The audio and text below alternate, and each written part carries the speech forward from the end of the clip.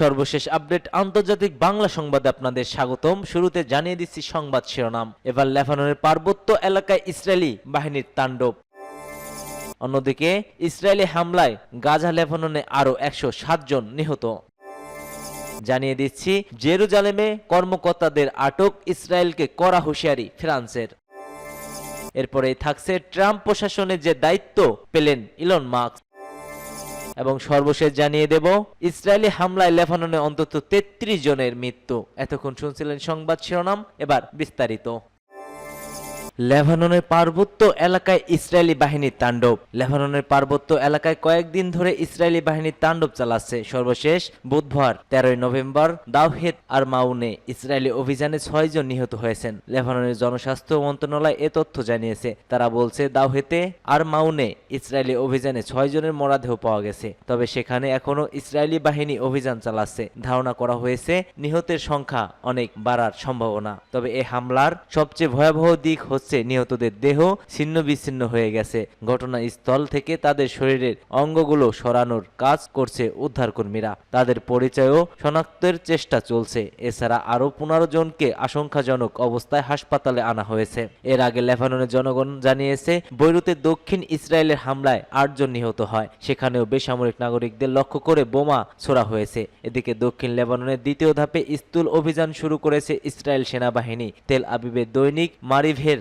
বরাতের আনাদুলোর এজেন্সিতে এই তথ্য জানানো হয়েছে। ইসরায়েলি সেনাবাহিনী বলছে তারা হিজবুল্লাহর বিরুদ্ধে অভিযান জোরদার করেছে। গোষ্ঠীটি নতুন আস্তানার দিকে অগ্রসর হচ্ছে নেতানিয়াহু বাহিনী। এর অর্থ হচ্ছে দক্ষিণ লেবাননের নতুন এলাকা ইসরায়েলি আগ্রাসনের কবলে পড়তে যাচ্ছে। তথ্য মতে ইসরায়েলি সেনাবাহিনী দক্ষিণ লেবানন স্থূল যুদ্ধের দ্বিতীয় পর্যায়ে যেন সূচনা করছে তা যোগ দিয়েছে 36তম ডিভিশন। হিজবুল্লাহ দ্বিতীয় প্রতিরক্ষা লাইনের দিকে অগ্রসর হয়েছে। তারা 36তম ডিভিশন একটি সাজোয়া ডিভিশন এবং এটি ইসরায়েলি সামরিক বাহিনীর মধ্যে বৃহত্তম। ডিভিশনের সংযুক্ত আছে গোলানি ব্রিগেডের প্যারা-2 পার্টস ব্রিগেড এবং 188তম সাজোয়া ব্রিগেড সহ যুদ্ধ প্রকৌশলীরা।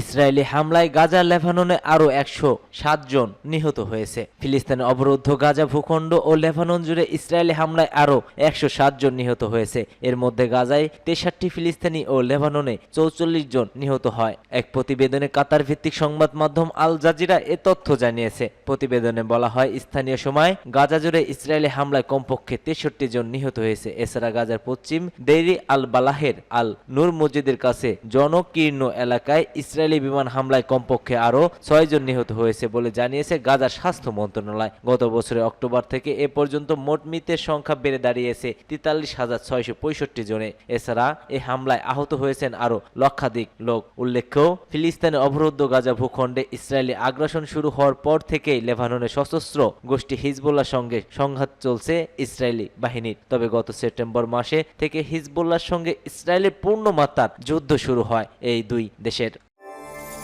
জেরুজালেমে কর্মকর্তাদের আটক, ইসরায়েলকে কড়া হুঁশিয়ারি এবার ফ্রান্সের। জেরুজালেমে ফ্রান্স নিমন্ত্রিত একটি সম্পত্তিতে সশস্ত্র ইসরায়েলি নিরাপত্তা বাহিনীর প্রবেশ ও কূটনৈতিক কর্মকর্তাদের আটক নিয়ে চটেছে ইউরোপের দেশটি। এই ঘটনার যেন আর পুনরাবৃত্তি না ঘটে তা নিয়ে সতর্কের পাশাপাশি ইসরায়েল রাষ্ট্রদূতকে তলব করেছেন ফ্রান্স। স্থানীয় সময় ইসরায়েলি রাষ্ট্রদূতকে তলব করা হয়। এর আগে ফ্রান্সের পররাষ্ট্রমন্ত্রী যা নোয়েল ব্যারট বলেছেন জেরুজালেমে সশস্ত্র ইসরায়েলি নিরাপত্তা বাহিনীর প্রবেশের ঘটনা পুনরাবৃত্তি যেন আর না ঘটে। জেরুজালেমে ফ্রান্স পরিচালিত 4টি স্থান রয়েছে। গত 7 নভেম্বর শহরের মাউন্ট অব দ্য অলিভস নদীর পেটার নাস্টার চার্চে কমপক্ষে পরিদর্শনও যান ফ্রান্সের কূটনৈতিক মর্যাদাপূর্ণ 2 কর্মকর্তা। পরে ইসরায়েলি পুলিশ তাদের আটক করে। ফ্রান্সের পররাষ্ট্রমন্ত্রী জানান তারা ইসরায়েলি সশস্ত্র বাহিনীকে এই অঞ্চলে প্রবেশ সহ্য করবে না। এই ঘটনা যেন আর কখনো না ঘটে এই হুঁশিয়ারি বার্তা দিয়েছেন তিনি।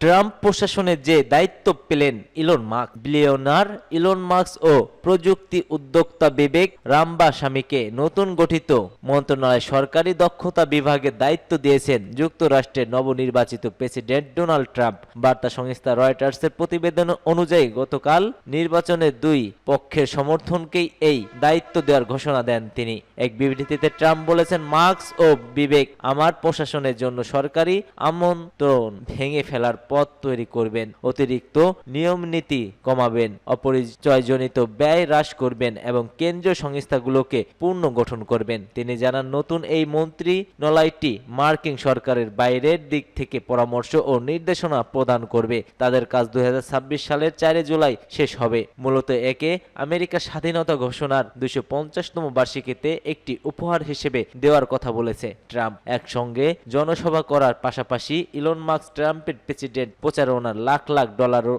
সহায়তা দিয়েছেন। ট্রাম্প তাই কৃতজ্ঞ চিত্তে বলেছিলেন মাস্ককে তার প্রশাসনের বড় ভূমিকা দেবেন যাতে সরকারি দক্ষতা বৃদ্ধি পায়। অন্যদিকে বিবেক রামবাস্বামী ফার্মাসিউটিক্যাল কোম্পানির প্রতিষ্ঠাতা, তিনি নিজেও শুরুতে রিপাবলিকান প্রেসিডেন্ট প্রার্থীর জন্য প্রতিদ্বন্দ্বিতা করছিলেন, তবে পরবর্তী সময়ে নিজের সেই প্রার্থিতা বাতিল করে নিজেই নির্বাচন করেন, ট্রাম্পের সমর্থন দেন।